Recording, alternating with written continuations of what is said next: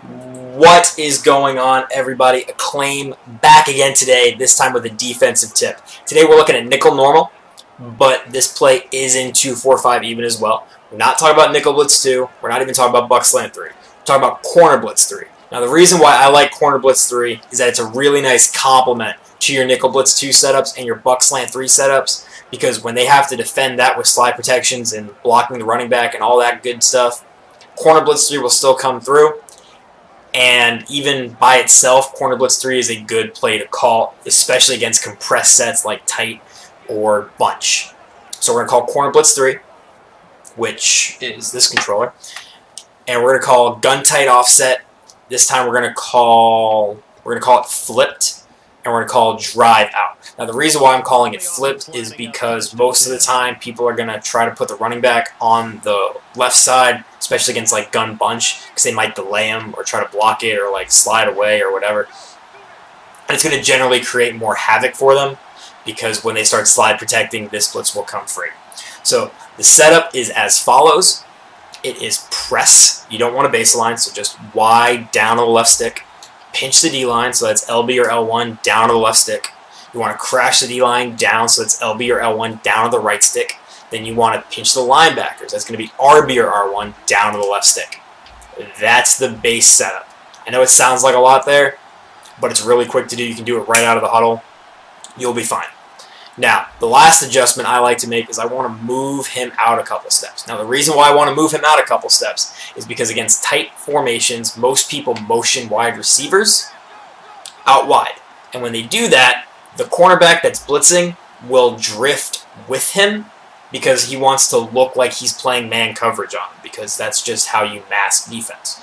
But if you manually adjust him by moving him a little bit, he will not follow that wide receiver, and your blitz will stay completely intact the way you want it to be. So we'll leave the wide receiver out there for now, because a lot of people do that. And remember, I want to get him in the gap here, and we're going to snap the ball, and William Gay should come free off the right edge just like that. So now we're going to hurry up offense. We're going to do it one more time. We're going to do it really quickly this time, so you can see that it doesn't take a whole lot to set up. In the time it took that wide receiver or the tight end to get back, I already set this entire defense up. And again, he comes free right off the edge. And that time we were actually getting some more heat from to it, but I think that was block shed. And keep in mind, nickel block shed is really good, especially post-patch. So when you do it, it's going to look like this. And he was getting inside block shed, but the corner was already there. So you're going to end up with two guys at the quarterback if for some reason he evaded you. I hope you guys like this blitz. We're going to run it one more time, just so you guys can see that it's not a fluke, because I personally want to make sure that a blitz actually works when I want it to. So again, there's your setup. You pinch, you press, you crash the D-line down, and then we move him out just a couple steps just to be safe. And we're going to snap the ball, and he is completely untouched, and we had the DN get free as well, so that was 2 off the right at the quarterback. So I hope you guys like this blitz. I hope you guys start using this blitz. It's a really nice change of pace from your nickel blitz 2 and your buck slant 3. And because it's against a compressed set, everybody's manned up or head up on a receiver, which then forces your offensive player that you're playing against to actually really have to think about where he's going with the ball. And what happens is you're going to end up getting a lot of user picks, because he's going to try to throw the ball really quick to the right side of the field, because that's where you're blitzing from.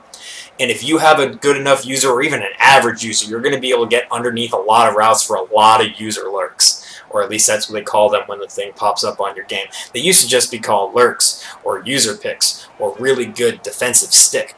But hey, they want to call it a user lurk. It's a user lurk now. So please comment below how this blitz is working out for you, and if it's actually really nice as a complement to your nickel blitz 2, or if this has become one of your main defenses that you start running, because not a lot of people use it, especially since it's an outside corner, so not a lot of people are really trusting an outside corner to blitz. They like the slot guy coming because it's less assets that they send at the quarterback. But still, it's a 5-man blitz anyway, so it's the same assets, just from a different place.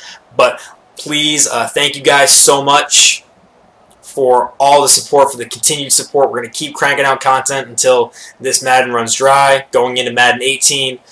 But like, comment, subscribe, follow me on Twitter below right now. Ooh, I got it below now. That's right. Follow me on Twitter, follow me on Twitch, all that stuff. But until next time, guys,